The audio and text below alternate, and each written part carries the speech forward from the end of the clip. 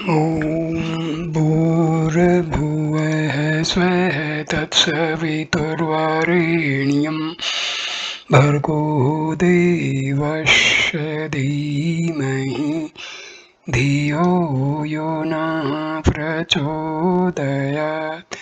ओम शांति शांति शांति।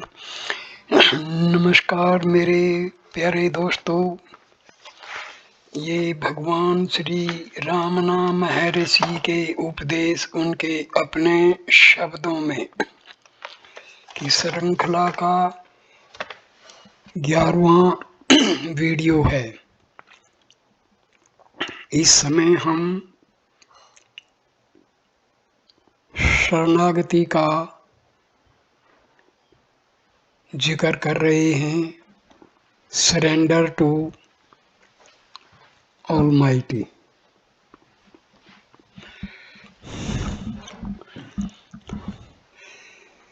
Question: अहंकार के विनाश का श्रेष्ठ उपाय क्या है?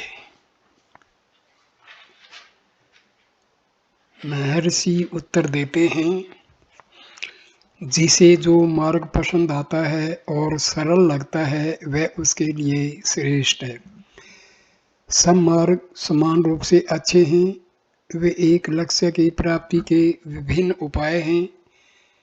आत्मा में अहंकार का लय लक्ष्य है।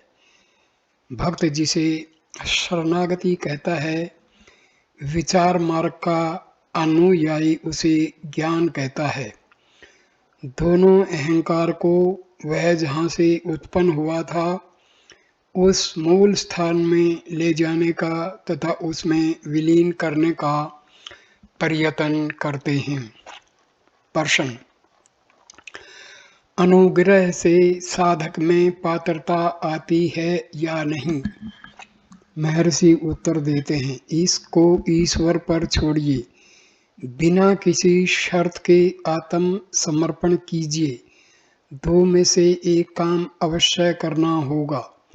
आत्म समर्पण कीजिए क्योंकि आप अपना असामर्थ्य स्वीकार करते हैं और उच्चतर शक्ति की सहायता की अपेक्षा रखते हैं, अथवा दुख के कारण की तलाश करते हुए मूल तक पहुंचकर उसमें समा जाइए।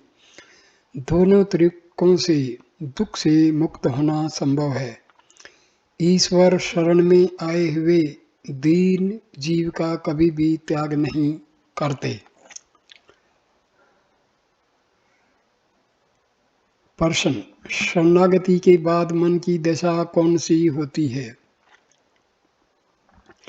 उत्तर: क्या यह प्रश्न शरणागत हुआ मन करता है? प्रश्न: निरंतर शरणागति की इच्छा करके मैं बढ़ते हुए अनुग्रह का अनुभव करना चाहता हूँ। उत्तर: पहली और आखिरी बार आत्म समर्पण कीजिए और इच्छा का त्याग कीजिए। जब तक कर्तृत्व रहेगा इच्छा भी रहेगी, वह भी व्यक्तित्व है। यदि वह जाएगा तो आत्मा अपने शुद्ध स्वरूप में प्रकाशित होगा तथा इस बात का स्पष्ट अनुभव भी होगा। कर्म नहीं, कर्तृत्व बंधन का कारण है। निश्चल बनो और जानो कि मैं ईश्वर हूँ। इसमें कही गई निश्चलता पूर्ण आत्म समर्पण है, जिसमें व्यक्तित्व अणुमात्र भी नहीं है। निश्चलता सदैव बनी रहेगी और मन की चंचलता मिट जाएगी। चित्त का संबंधन इच्छा का, कर्तृत्व का एवं व्यक्तित्व का कारण है। इसे समाप्त कर दिया जाए तो फिर शांति ही शांति है। वहाँ जानने का अर्थ होना है, अर्थात यह ज्ञात ज्ञाता ज्ञान ज्ञेय की त्रिपुटी युक्त सापेक्ष ज्ञान से पर है। प्रश्न: मैं ईश्वर हूँ अथवा मैं ब्रह्म हूँ, ऐसा विचार सहायक है क्या? उत्तर: मैं हूँ वह मैं हूँ, मैं हूँ ईश्वर है, मैं ईश्वर हूँ, ऐसा विचार नहीं। मैं हूँ का अनुभव कीजिए, विचार मत कीजिए। जानो कि मैं ईश्वर हूँ, ऐसा कहा गया है। सोचो कि मैं ईश्वर हूँ, ऐसा नहीं। शरणागति की सारी बातें गुड़ की गणेश मूर्ति से थोड़ा गुड़ चुराकर गणेश को नैवेद्य के रूप में अर्पण करने जैसी है। आप कहते हैं मैंने शरीर, आत्मा और मेरी सब चीजें ईश्वर को समर्पित कर दी। क्या ये सब चीजें आपकी थी जो आप उनको समर्पित करें? आप सिर्फ इतना कह सकते हैं, अब तक मैंने गलती से ऐसा मान लिया था कि ये सब आपकी चीजें मेरी हैं, लेकिन अब मैंने जान लिया है कि ये सब आपकी हैं। अब मैं कभी भी ये मेरी है ऐसा मानकर व्यवहार नहीं करूँगा।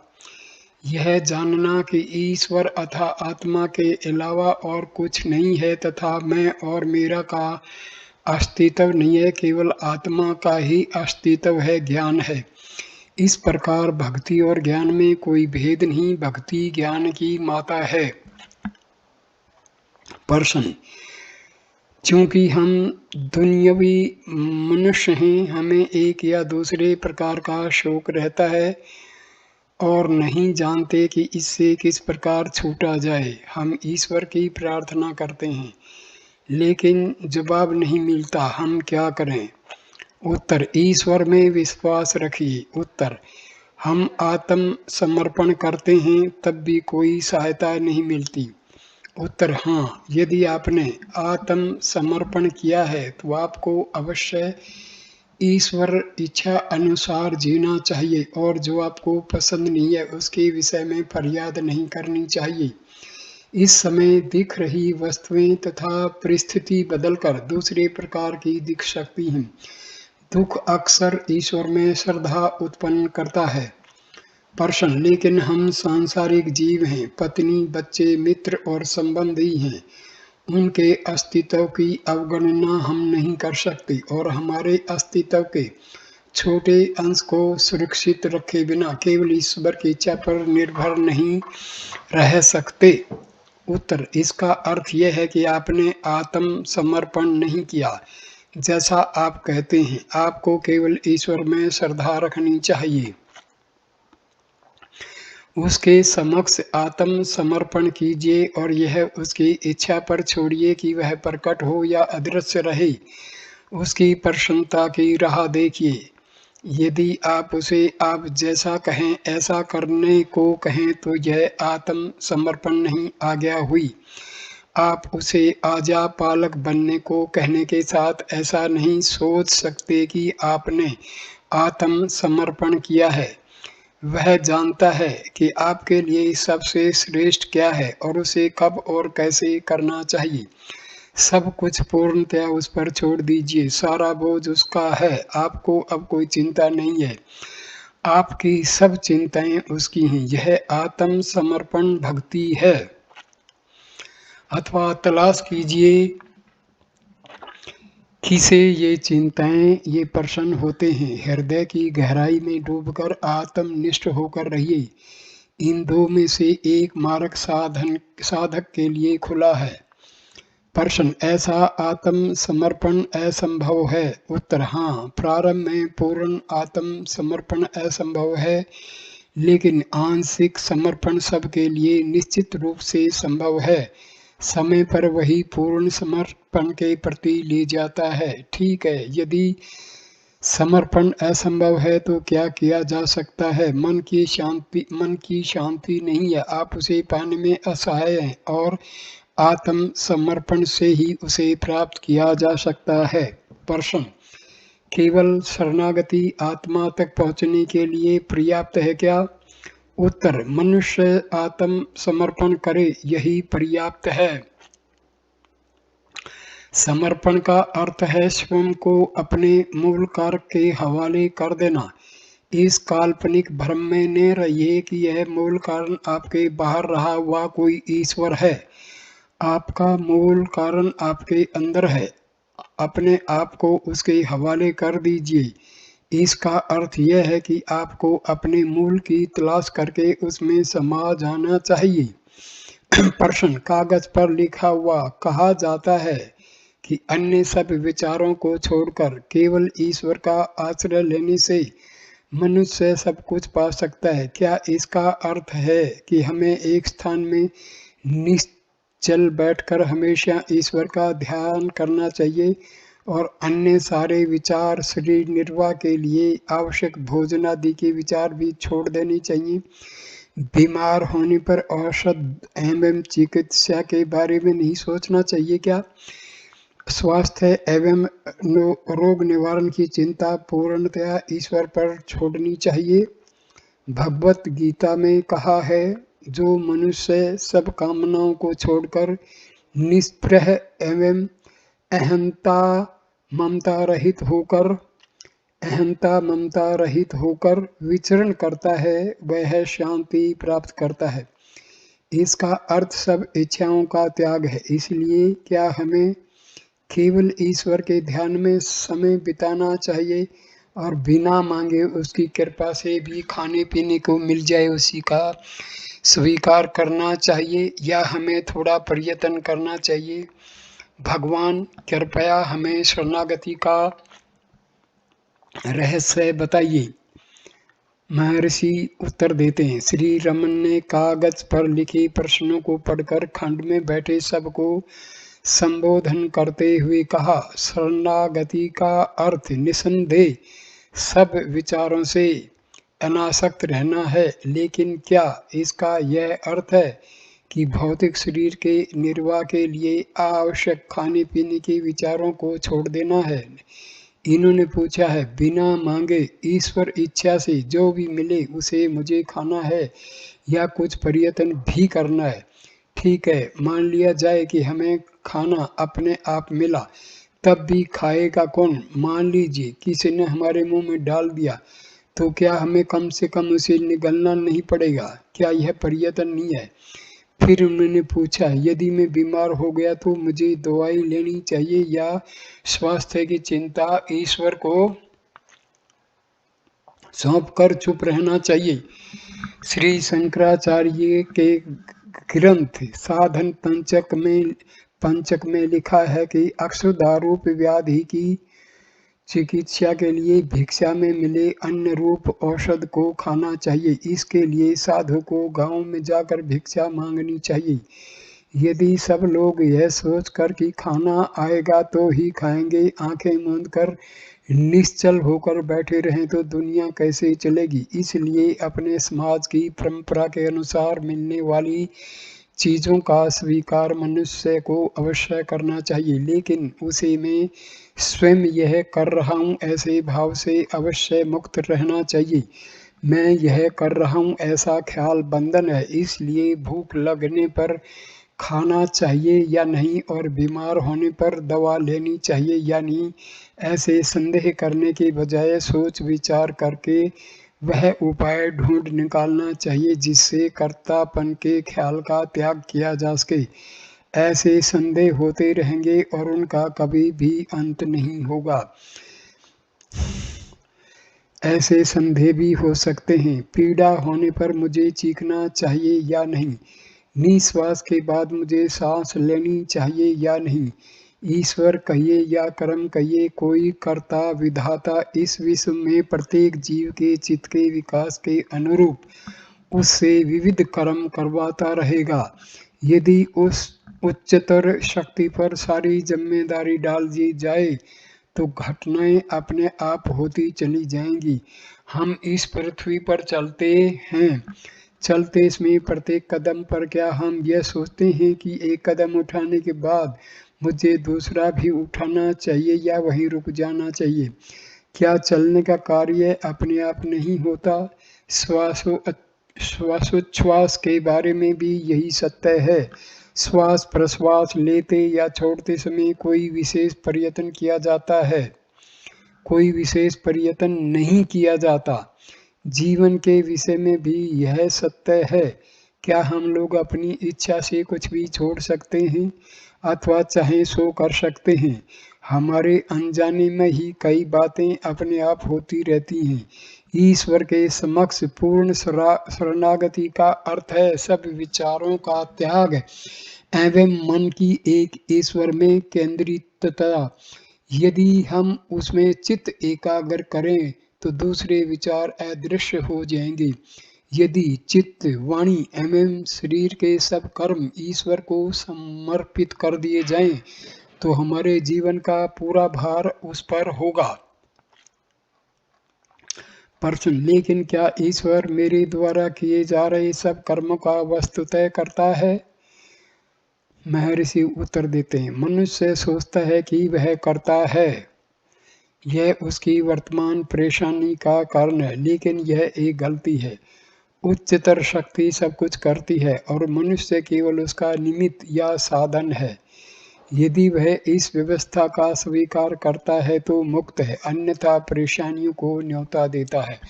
उदाहरण के तौर पर मंदिर के गोपुरम के बैठक खाने वाले भाग में रही मनुष्याकार शिल्पकृति देखिए, जिसे इस तरह बनाया गया है कि वही बुर्ज का पूरा बोझ अपने कंधे पर उठाती हो, ऐसा दिखता है। उसके बैठने की रीत एवं चेहरे के भाव बड़े तनाव को व्यक्त करते हैं, जैसे कि वह गोपुरम का सारा भार उठाती हो। लेकिन सोचिए, मंदिर एवं गोपुरम की रचना पृथ्वी पर की गई है और उनका पूरा भार नींव पर टिका हुआ है। शिल्पकृति गोपुरम का एक भाग है, लेकिन ऐसा दिखता है जैसे वह गोपुरम का भार उठा रही हो। क्या यह विचित्र सा नहीं है? कर्तृत्व का भार अपने ऊपर मानने वाले मनुष्य इस तरह के हैं। प्रश्न, स्वामी, ईश्वर से प्रेम करना अच्छा नहीं है तो प्रेम मार्ग का अनुसरण क्यों नहीं किया जाए? उत्तर, किसने कहा कि आपको उसका अनुसरण नहीं करना चाहिए? लेकिन जब आप प्रेम की बातें करते हैं तो वहाँ द्वैत है कि नहीं? प्रेम करने वाला भक्त था, जिससे प्रेम किया जाए वह ईश्वर, लेकिन भक्त ईश्वर से भिन्न नहीं है, इसलिए प्रेमा शब्द आपका अपना आत्मा है। प्रश्न, इसलिए मैं आपसे पूछ रहा हूँ कि प्रेम मार्ग से भक्ति होती है या नहीं? महर्षि उत्तर देते हैं, ठीक यही बात मैं कह रहा हूँ। प्रेम ईश्वर का वास्तविक स्वरूप है, मैं इसे या उसे प्रेम नहीं करता। ऐसा कहते हुए आप जब सब वस्तुओं का त्याग करते हैं तब जो शेष रहता है वह स्वरूप है, वह आत्मा का सच्चा स्वरूप है, वह विशुद्ध आनंद है। उसे आप शुद्ध आनंद, ईश्वर, आत्मा या कुछ भी कह लीजिए, वह भक्ति है, वह ज्ञान है एवं सब कुछ है। इस तरह जब आप सबका त्याग करते हैं तो शेष केवल आत्मा रहता है, वह सच्चा प्रेम है। जो इस प्रकार प्रेम का रहस्य जानता है वह संपूर्ण विश्व को प्रेम रूप देखता है। चैतन्य का विस्मरण्य होने का अनुभव भक्ति की अवस्था है। यह अवस्था कभी कम न होने वाले सच्चे प्रेम का संबंध है, क्योंकि आत्मा का अविभाज्य परमानंद के रूप में प्रकाशित होने वाला ज्ञान प्रेम के सच्चे स्वरूप में सर्वत्र प्रसारित हो जाता है। यदि मनुष्य प्रेम के सत्य को जान लेता है, जो कि आत्मा का वास्तविक स्वरूप है, तो जीवन की उलझी गुत्थी सुलझाई जा सकती है। प्रेम की सर्वोच्च अवस्था प्राप्त करके ही मुक्ति मिलती है। सब धर्मों का यह हार्द है, मर्म है। आत्मानुभव केवल प्रेम है, अर्थात प्रेम को देखना, प्रेम को सुनना, प्रेम का ही अनुभव करना, प्रेम का ही स्वाद तथा सुगंध लेना, यह अखंड आनंद है। प्रश्न, मुझे भक्ति प्राप्त करने की इच्छा है, भक्ति बढ़ती रहे यही कामना है। मेरे लिए साक्षात्कार का विशेष महत्व नहीं है, भक्ति में दृढ़ता चाहिए। महर्षि उत्तर देते हैं, यदि भक्ति की अभिप्सा है तो साक्षात आपके न चाहने पर भी आपको प्राप्त होगा। भक्ति की अभिप्सा की तीव्रता में चित्त पिघलना चाहिए। कपूर जलने पर कुछ शेष नहीं रहता, चित्त कपूर है। जब कुछ भी शेष रखे बिना चित्त आत्मा में विलीन हो जाए तो उसे आत्म साक्षात्कार कहते हैं। प्रश्न, मुझे मूर्ति के ध्यान में श्रद्धा है, वह मुझे ज्ञान प्राप्त नहीं कराएगी क्या? महर्षि का उत्तर, अवश्य कराएगा। उपासना से चित्त एकाग्र होता है, तब चित्त दूसरे विचारों से मुक्त तथा ध्यान मूर्ति से भर जाता है। मन ध्येय से एक रूप होकर अत्यंत शुद्ध हो जाता है। तब सोचिए कि उपासक कौन है? उत्तर है मैं या आत्मा। इस प्रकार अंत में आत्म प्राप्ति होती है। निर्विचार चित्त से निराकार सत्य की पूजा श्रेष्ठ है, लेकिन जब मनुष्य ऐसी निराकार पूजा के योग्य नहीं होता तब केवल मूर्ति पूजा करना उचित है। निराकार पूजा केवल उन लोगों के लिए संभव है जो दे आत्म भाव रूप अहंकार से मुक्त हैं। जानिए कि स्वयं को आकार वाला अहंकार जो लोग मानते हैं उनकी पूजा साकार मूर्ति पूजा ही होती है। सब आसक्तियों को छोड़कर अनुग्रह स्वरूप आत्मा की सहजावस्था में रहना अपने स्वरूप में मौन स्थिति है जो सर्वथा निर्विषय होती है। आत्मा की इस सच्ची मौन अवस्था का स्वरूप ठीक जानकर उसमें प्रतिष्ठित होना मानस पूजा है। चित्त शांत होकर एक अद्वितीय आत्मा में एक रूप होकर रहता है, वह नैसर्गिक नित्य पूजा है तथा हृदय सिंहासन पर ईश्वर की स्थापना करना एवं मौन रहना सर्वश्रेष्ठ ईश्वर पूजन है। अपने दुराग्रहों वाले अहंकार से रहित शांत मौन अवस्था मोक्ष है। आत्म विस्मृति की दुखद स्थिति मनुष्य को इस मौन अवस्था से च्युत कर देती है। यही विभक्ति भक्ति का अभाव है। आत्मा से अभिन्न होकर शांत मन से उस मौन अवस्था में हमेशा रहना शिव भक्ति का परम रहस्य है। मनुष्य जब शिव के चरणों में आत्म समर्पण करता है और इस प्रकार आत्मा के सत्य स्वरूप में प्रतिष्ठित होता है, तब ऐसी शांति का अनुभव होता है जिसमें अपनी अल्पज्ञता के विषय में कोई फरियाद नहीं होती या किसी भी प्रकार की प्रार्थना नहीं होती। वह पराभक्ति है। इस प्रकार ईश्वर का दास बनकर निश्चल मौन अवस्था में रहना एवं भगवान का दास हूँ ऐसा थोड़ा भी अभिमान या विचार न हो, वही आत्म समर्पण ज्ञान है। प्रश्न, साधक इस ध्येय को जगत में ईश्वर के गुणगान करते हुए विचरण करके प्राप्त कर सकता है अथवा एक स्थान में ही रहकर?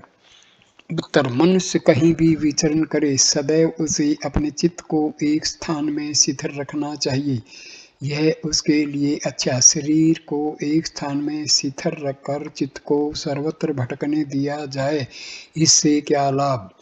प्रश्न, अहेतु की भक्ति संभव है क्या? उत्तर, हाँ, किसी प्रकार के हेतु बिना भक्ति करना संभव है। किसी वस्तु के लिए ईश्वर की भक्ति करना वस्तुतः उस वस्तु का ही भजन है। किसी भी वस्तु की इच्छा और उससे संबंधित विचार का न होना शिव सायुज्य चाहने वाले चित्त का आवश्यक लक्षण है। यहीं पर हम इस वीडियो को विराम देते हैं। नमस्कार। Please like, comment and share the video and subscribe the channel. Thanks. नमस्कार।